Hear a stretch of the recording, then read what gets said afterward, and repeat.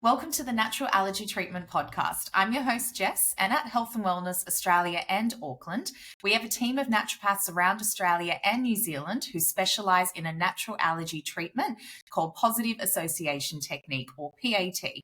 And joining me today is our Sunshine Coast naturopath and PAT practitioner, Janet Howarth. Hi, Janet. Hi, Jess. Thanks for having me. Yeah, so in this episode, Janet is going to be talking us through the hormone histamine connection. So we hear from so many women who are developing issues with allergies, sensitivities, and intolerances seemingly out of the blue, but are actually as they approach menopause. So I'm really looking forward to having you break this down for us and our listeners. And Janet, you've been providing PAT on the Sunshine Coast for almost 3 years now, and you actually specialise in hormones and providing support for women who are going through perimenopause and beyond in your private practice.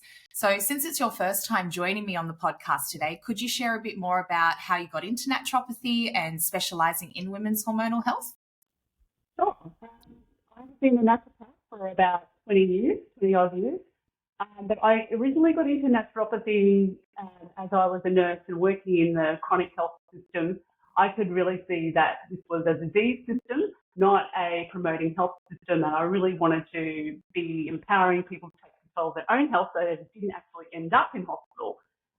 So being a naturopath and a nurse for a number of years, I myself found myself in a situation where I had to heal myself first. Due to my own health issues being stimulated by stress and my own perimenopause. So I actually had to stop and take notice of that and myself, and this is where I actually came into being more of a menopause specialist in my work, and having noticed what I went through, and then what a lot of women I was seeing were going through was this high allergy kind of state of feeling histamine and all the things that come along with that. And I myself experienced that in a very uncomfortable situation, which really prompted me to find a solution, and actually what led me to finding as a tool. And it's been a great inclusion in my work with my women and myself and my own family to help change and improve that health for women. Yeah, so you really have that first-hand experience. So that definitely makes a difference when it comes to working with people who are having similar issues. What are some of the issues that you have observed in your clinic when it comes to getting into 40s and 50s and suddenly dealing with symptoms?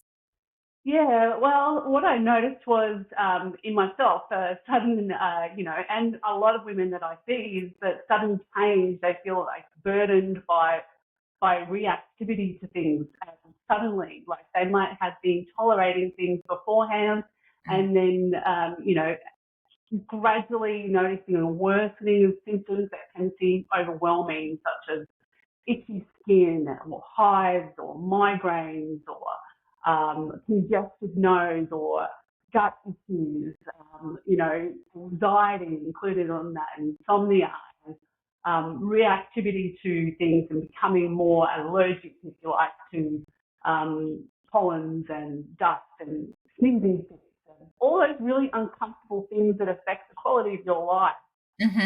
That drive people to finding solutions, but having no idea of why that's happening for them, just answers. And I think a lot of the time people don't realise how much hormones can actually impact these kind of symptoms and allergies and histamine. So to start off, we'll give a bit of a breakdown of each of the hormones that are the players in this kind of chaotic time. And like I always think of estrogen as that high energy, excitable hormone. It makes us feel amazing during ovulation. But could you explain the connection between estrogen and histamine? Sure, yeah. Now, estrogen does get a lot of bad press at perimenopause time. But it's actually, one of those things that's evolutionary and helps us to ovulate and find a mate and look really beautiful at that time. Because it just surges during ovulation, and that's like a evolutionary thing that helps us to attract a mate, if you like.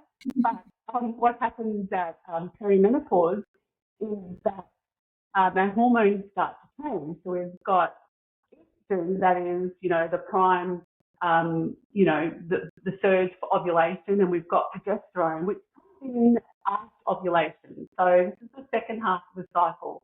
So when estrogen is, allowing us to ovulate, it's having a surge, and then comes in progesterone to lay down the right environment, if you like, for us to, incubate or grow our fetus. However, when we're in perimenopause, the first thing that starts to happen is a change in progesterone. Now, progesterone is very calming in the second half of the cycle. That comes in after ovulation, and we get that progesterone if we've ovulated. And that is a calming, in fact, some people call it like more of a histamine modulator or like a the natural antihistamine, right? And it helps us to sleep, and it helps us to offset that estrogen in the cycles and allow us to, if our body is lucky, lay down and help us procreate. So basically, when estrogen comes in, it's offset by progesterone, because estrogen has an effect on our body where it is actually saying to our mast cells, release and dump histamine. So if our estrogen is too high, it's like saying to our immune system, come in with the histamine and dump that out of our mast cells, and makes that very reactive. But when histamine does come out, it's actually speaking to our ovaries to say, create more estrogen.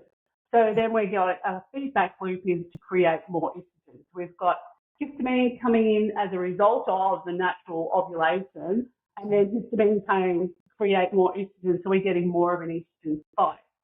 So when that happens, some women can notice it, some women just breeze through that and don't have any issues. And we'll talk about that a bit later, because when you understand how we can manage that and how we can't, that becomes a little bit more obvious if that's you or not. But it's all travelling through as a normal process. We get estrogen surge, and then we can get more of a histamine response in relation to that, and that can grow our estrogen. But once ovulation happens, we get progesterone coming in, and that calms everything down, because it offsets those effects of estrogen that make us feel a little bit anxious or because of the histamine response, which is, if progesterone comes in, it calms all that down. It's a natural mast cell stabilizer. It tells the mast cells to settle down and stop releasing all that histamine, and it actually offsets that and allows us to get back to a normal, life and have some sort of sensibility in the second half of the cycle. Offsets estrogen's reactivity effects of on our mast cells, and it decreases inflammation, and everything goes back to normal. So normal cycles in people who don't have an issue with histamine, then that you probably won't even notice that. But it's when there's a problem with that histamine regulation, if you like, or emptying that histamine bucket, if we get that overflow, it leads into more of a problem, because that's when we get intolerance to that. And that's when issues can come in that cycle. So ideally, I guess through a normal cycle, we'd be getting that peak of estrogen around ovulation, which would settle down. We'd have enough progesterone to balance it out in the second half. But some people may notice if there's that imbalance, that's when you start to get those issues. And I guess that once we get to menopause, we stop ovulating and we stop menstruating. But I guess it's become more and more, we're getting more awareness around perimenopause and the impacts of that. So could you explain what's happening to our hormones during the time of perimenopause? So in perimenopause, we get that gradual decline of progesterone, and, a lot of people just don't even notice that. So that can just be so gradual, but for some people, that means that estrogen is it's not offset by the calming progesterone anymore. It's lost the capacity to behave. We're getting that unopposed estrogen. When estrogen's unopposed in the second half of the cycle, for people who are histamine sensitive or have an intolerance, then that's when our symptoms become quite problematic, because that's, I think, when the issues start. Our gatekeeper of our histamine manager, our estrogen manager, progesterone, is just slowly disappears, and we get that unopposed estrogen that causes the issues and histamine problems that can come in on top of it. And so when we are in perimenopause, besides that gradual decline of progesterone in the second half of the cycle, the first half of the cycle we can begin to have a few high estrogen spikes as the body has to stress more, puts more stress on our ovaries to produce an egg and ovulate. It forces the body to have more estrogen response. So estrogen surging in the first half of the cycle. So instead of just getting a surge at day 14, for instance, you could be having surges through the first half of your cycle. And of course, there's no progesterone there to offset those effects. So, and that in that case can be very problematic for some people who are responsive to histamine. But that comes into play if on day 14 there is like ovulation, then we get the high surge, and then after that, progesterone, if that ovulation has occurred, can offset that estrogen reactivity to our histamine and our mast cells. So, but if ovulation doesn't occur in the second half of the cycle, we just end up with unopposed estrogen for the whole 28 days. And progesterone doesn't have any effect of settling down those mast cells, decreasing inflammation and calming us. So estrogen's in charge of the show, if you like, which perpetuates symptoms throughout the whole cycle, which is quite uncomfortable for some people. So as we're getting more and more of these estrogen spikes, the estrogen's unopposed and it's causing chaos, our histamine levels, do they respond in the same way? Like we're getting these higher peaks and we're not clear it? Like how's that all working? Yeah, well, this is where, unfortunately, as we have the high estrogen, that just perpetuates more histamine. So we get caught in that feedback loop of the high estrogen tells more histamine to come on board, and more histamine tells more estrogen. And without something to break that cycle or deal with the histamine, then we can be in trouble. So how our bodies normally deal with that is, that can lead to an overburdened response by the body. So the histamine bucket is full, and so that's when we run into trouble. And if our bucket's full, it means there's processes along the way, like our body has not responded in the way it's designed to manage the histamine load. So if you're asking me how our body normally does this, to manage our histamine, it's really just a matter of actually managing our gut health, managing our stress, and managing our hormones so that we don't get those unopposed periods of time of that estrogen. But gut health is like I think I've written in the blog, it can be described as the puppet, behind the scenes puppet master, because that's in charge of us actually having, being able to manage the histamine load by producing an enzyme called DAO, or the DAO enzyme, which actually helps our body to naturally detoxify histamine and eliminate it out of the body. This is produced in the gut. However, when we have high estrogen, that also tells our gut to stop producing that DAO enzyme. So our bucket becomes full in the presence of high estrogen because it's got no capacity to detoxify it. Yeah. And if our gut function is compromised, then we're not getting that DAO function. And also on the back of that, if some women have a decreased capacity to detoxify estrogen properly, because what normally happens is our body has estrogen via the liver and sends it through the gut for elimination using alcohol and through the large intestine. However, in compromised gut, we have that recycling of estrogen because an enzyme can come in and say, oh, I'll take you back, and unpackages it and reabsorbs the estrogen back into the body. So the gut really does plays a major role in our body detoxifying that histamine and allowing us to get back to a normal life, because it stops the production of our enzyme and recycles estrogen. So and the stress of all of those things on our body just creates more stress on our body, which creates more gut dysfunction, because stress itself creates gut dysfunction, which is, just leads into multiple feedback loops going crazy and in a negative way. And does that explain why some women experience these issues more than others? If there's these underlying SIBO or gut dysbiosis and things like that, could that be almost like a precursor to being more vulnerable to experiencing histamine issues during perimenopause? Yeah, definitely. So if you arrive at perimenopause and you have compromised gut, then you are like at risk, yes, of having an inability to detoxify histamine. And with that unopposed estrogen, it's creating more and more histamine, which has got no way of getting detoxified, eliminated out of your body. Your body's struggling for sure with a compromised gut. Yeah.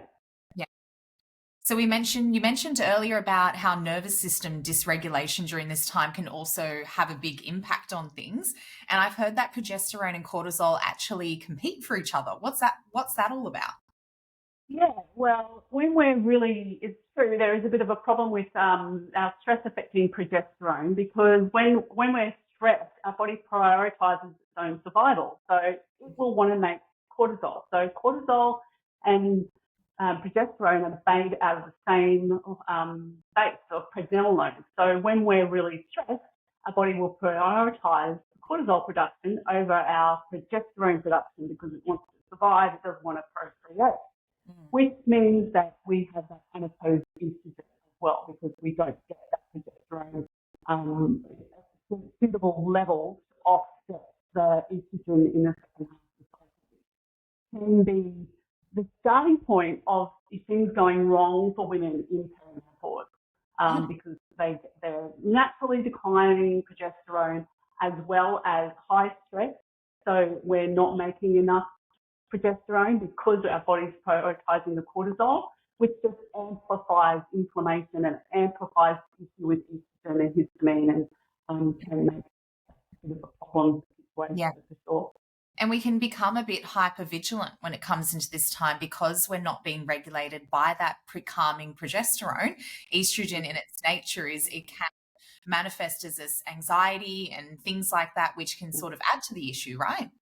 Yeah, definitely. When we have that estrogen unopposed, our histamine is primed, our mast cells are very reactive, and they are designed to help us, and they are in all parts of our body. They are like part of our immune defenses, and they're actually on the lookout for all problems. But when we have that higher estrogen histamine cycle, our mast cells become very hypervigilant, if you like, and tend to almost be overreactive and reacting to things that you may have been able to tolerate before. And that's why we can see an increase in things like hay fever and pollen reactivity and dust reactivity at that time, because our mast cells are just going, I need to defend against this, and this. So our nervous system and our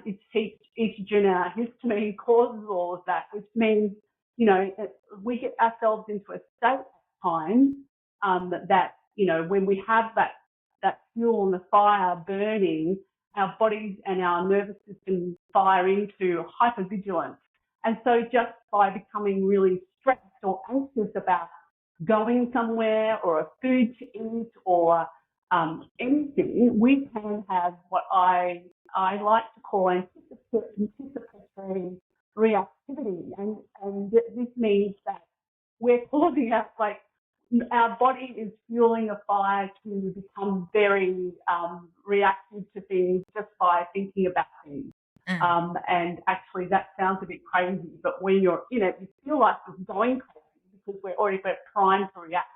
So it doesn't take much to set that process off, and just becoming stressed is the final straw, if you like, to have that happen. Yeah. So it is like this burning fire, if you like, that just needs one more piece of fuel of extra cortisol, for example, and then we're reacting to more things more readily, more of the time, for sure.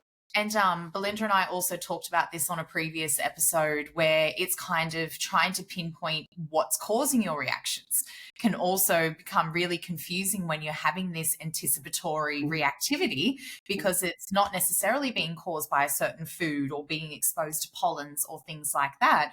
But if you're trying to figure out how to manage your symptoms, you might be trying to cut things out of your diet, and one day you react and the other day you don't react. So this is just a whole nother sort of thing you need to throw into the mix, and it makes it very confusing as well. So and stressful, for sure. And people think, oh my gosh, I need to help myself. I've got this gut issue or whatever. I've got to help myself. And follow the advice of people who say, oh yes, we've got to heal our gut. So what do? They, like, as you would want to do, want to heal your body. So you're having more gut healing foods in your diet, which unfortunately are high histamine.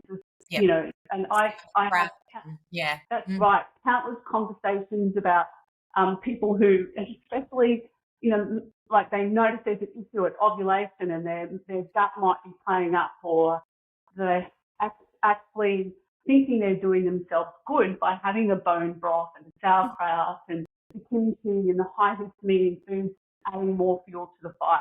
Yeah, for sure. Yeah. So what kind of symptoms can this excess histamine cause across the different body systems? You said it can be a bit of everything, right? Well, yeah, because mast cells are designed to keep us safe. And so we have very, you know, we're gatekeepers, if you like. So this can affect our skin. They can get rashes, itchy skin, eczema flares, if you like. That can be, in some people who have been just managing, lead to breakouts. The straw that broke the camel's back. The brain is very responsive or reactive to histamine because it is actually a neurotransmitter, and it's like an exciting neurotransmitter that it can affect the balance of our other neurotransmitters, and that can throw fuel on the fire as well and lead to anxiety and insomnia and migraines, brain fog, for sure, which I see a lot in perimenopausal women. Our breathing can be affected, whether this means that we have more sinus congestion, like us eating a meal. We can have sneezing fits when we're even eating a meal.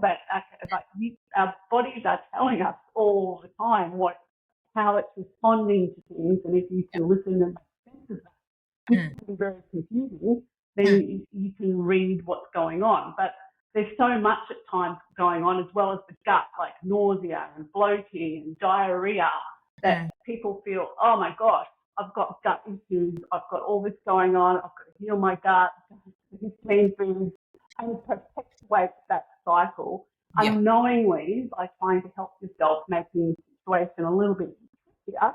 And this, you know, continues to have effect on our heart.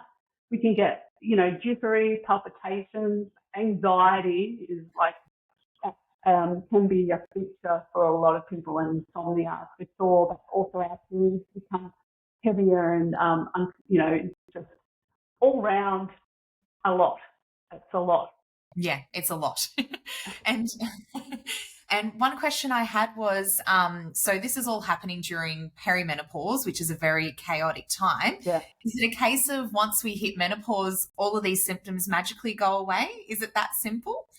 Well, you would think that histamine being fueled by estrogen, and the estrogen surges of perimenopause, and when we hit menopause, we rather than being in a fluctuating, chaotic estrogen state, we're in a more of a low estrogen state, and we don't have that as a fuel to the fire. But for a lot of women, when they reach that period of time, they already have a bit of, you know, perpetual nervous system overwhelmed nervous system just by the last 4 to 10 years of a little bit of, uncomfortable period of perimenopause can lead to, when you get to perimenopause, being exhausted and nervous system dysregulation can remain. We can still have gut issues because of all of the trouble that we've been through with our histamine and gut issues we haven't resolved that, and then we can still have production of DAO enzyme problems, which means that we still can't detoxify that histamine from our body, which it can be an ongoing factor regardless of the estrogen. Now our body has a learned immune response, and that becomes a self-perpetuating cycle despite estrogen not being there to fuel the fire. So we can still have that problem with histamine-related, body symptoms for sure without estrogen. That's definitely, and we still need to address the underlying factors that help our body to release the pressure of the histamine in our body for sure. Yeah. And I guess we've seen in the clinics a lot as well, people who've developed these reactions potentially during perimenopause out of the blue, and then they're still reacting well into menopause to these triggers because I guess the neural pathways, the immune system has learned that this is something to react to. And it's not so easy for that to just automatically switch off, sadly. So I guess that's where it comes into, like, where do you start when working with women who are struggling with these issues? And what role does positive association technique play in these cases? How do you find it beneficial? Yeah, so I find positive association technique really beneficial for women. It can really calm that reactivity when we have so much going on and women just don't know where to start. So, of course, we always need to address the underlying drivers, but the addition of positive association technique is key to, I think, breaking that nervous system histamine estrogen cycle, that loop that just perpetuates and that has that high reactivity, that unopposed just chaos. It can calm that nervous system response by retraining the body that this is not something to be angry and negative about, meaning those individual substances such as pollens or dust or amines, for instance, or histamine itself. It's something that you can have a positive association by retraining the autonomic nervous system. It can actually relieve that pressure enough for us to actually have some success with the underlying drivers as well. So it complements it so nicely, I feel, with my clients who commit to doing that as well as the drivers, because it's that nervous system retraining. It's highly beneficial, especially during that time when we just have a lot of chaos and women just don't know where to start, and sometimes our underlying drivers can take a while to assist in change and relieve that burden, because it's not as simple as, taking antihistamines. Often they don't work, and I don't recommend that people do that long term, because that can actually add more fuel to the fire, and long term it can decrease the body's own ability to produce the DAO enzyme.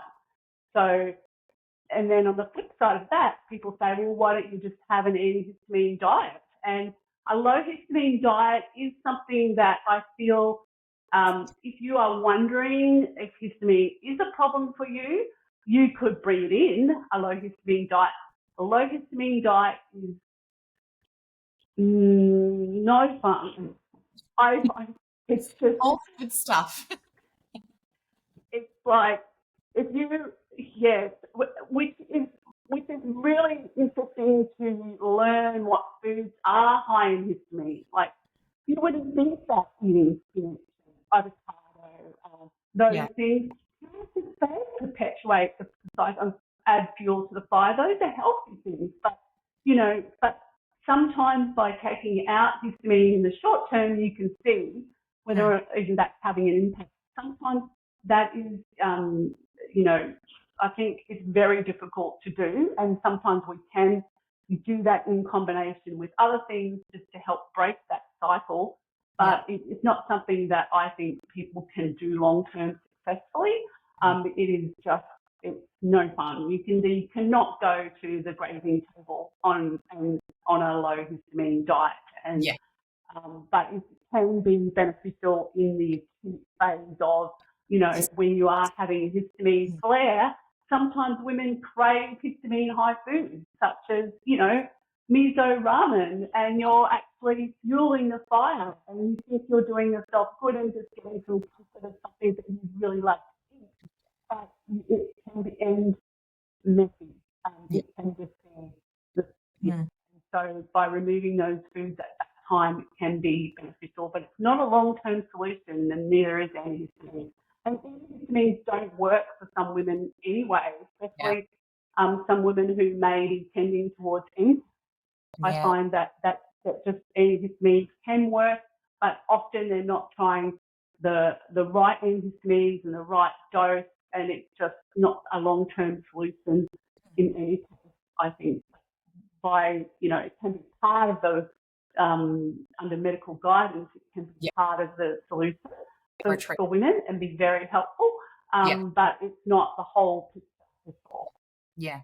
And I guess for any people who are listening for the first time, I'll give you guys a quick rundown of what's involved in a PAT session. So we have naturopaths like Janet based all around Australia as well as in New Zealand, and they use a form of muscle testing or kinesiology, which is a really quick and easy and gentle way to assess for a whole range of reactions. So looking at different foods like some of the ones you mentioned, amines and histamine itself, as well as those airborne things like pollen, dust mites and mold, for example.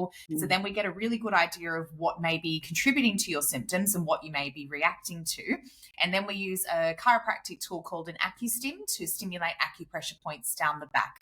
And what this does is helps to regulate that response that the body's currently having to the trigger and help to calm down that response and the nervous system. So then you're not going to get those big wild flare up in symptoms every time you're exposed to it. And like you said, Janet, it can be a really good combination approach when you are working on gut stuff, nervous system regulation. This can be part of that kind of part of the puzzle to help settle things down for them as well. Yeah. So I think the key takeaway is that this is a real issue as well. Like, so many women are told that it's just your hormones, but there really is good support available. So thank you so much for joining me on this episode of the podcast. It's been so interesting to learn about this intricate relationship between our hormones and histamine. And I think our listeners will really get a lot out of it. And I'm also going to put a link to Janet's private practice website for anyone who thinks they may need the support of an amazing naturopath to help get their system back on track. And Janet, do you have any final thoughts you'd like to share before we wrap things up? Yeah. So it's important to remember that every woman's perimenopause is different. And so, some women breeze through this time. Some women have a really problematic period with this estrogen histamine reaction causing a lot of difficulty and ongoing issues throughout many different systems. And it's really important to remember that the key to finding a solution is finding a practitioner who understands these interconnections and can create a personalised approach using the right combination of nutritional support, herbal medicine, lifestyle changes and complementary therapies, because that really can be life-changing in this really pivotal time of a women's health and well-being. And it sets the scene for the next 20 years beyond that of health and well-being. So it's important to, just adjust and treat all of those things during that time so that you can go on having the most amazing menopause journey after that, and you won't be burdened and you get back to living a life fulfilling the way you've always dreamed. Yeah. I think you've said that perfectly. So, so thank you to our listeners. And to learn more about positive association technique, or PAT, and see if it is a right option for you, you can get a copy of our free PAT information e-pack through our website, which is naturalallergytreatment.com.au.